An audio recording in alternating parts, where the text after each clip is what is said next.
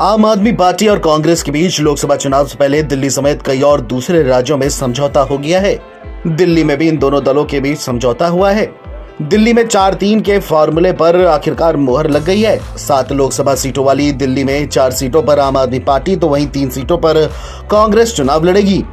दिल्ली की 7 लोकसभा सीटों में से 4 पश्चिमी दिल्ली, दक्षिणी दिल्ली, नई दिल्ली और पूर्वी दिल्ली पर आम आदमी पार्टी चुनाव लड़ेगी और वहीं कांग्रेस चांदनी चौक, उत्तर पूर्वी दिल्ली और उत्तर पश्चिम दिल्ली सीट से चुनाव लड़ेगी।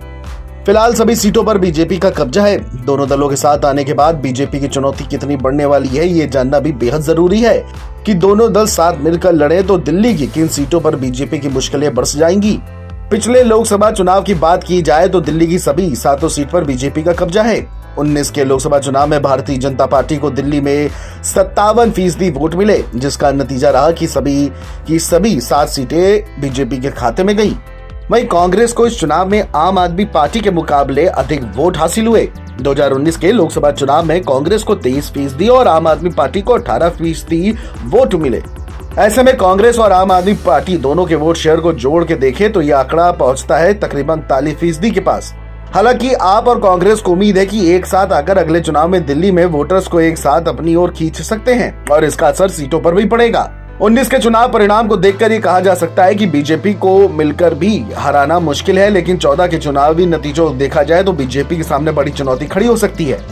14 के चुनाव में अगर पश्चिमी दिल्ली की सीट को हटा दें तो बाकी 6 सीटों पर आप और कांग्रेस का वोट प्रतिशत मिलाने के बाद वह बीजेपी से आगे निकल जाता है।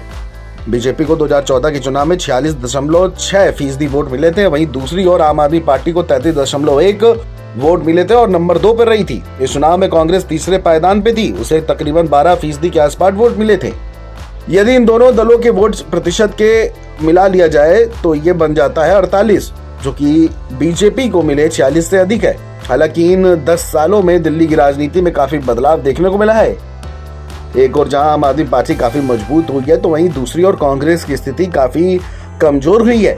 दिल्ली विधानसभा चुनाव और निकाय के चुनाव में ऐसा देखने को मिला है। हालांकि कांग्रेस के लिए राहत की बात यह रही है कि पिछले लोकसभा चुनाव में उसे आम आदमी पार्टी से अधिक वोट मिले थे। वहीं विपक्षी दलों के गठबंधन इंडिया बनने के बाद सबसे बड़ा सवाल था कि ये दोनों दल कैसे साथ आएंगे। एक वक्त ऐसा भी आया जब आपकी ओर से ऐलान किया गया कि वह गठबंधन में तभी आएंगे जब कांग्रेस केंद्र की ओर से दिल्ली पर लाए गए बिल का विरोध करे। दिल्ली कांग्रेस के कई नेता ये कह रहे हैं कि ये बिल ठीक नहीं है और कांग्रेस को साथ नहीं आना चाहिए। हालांकि कांग्रेस ने दिल्ली पर आए इस बिल पर आम आदमी पार्टी का साथ दिया।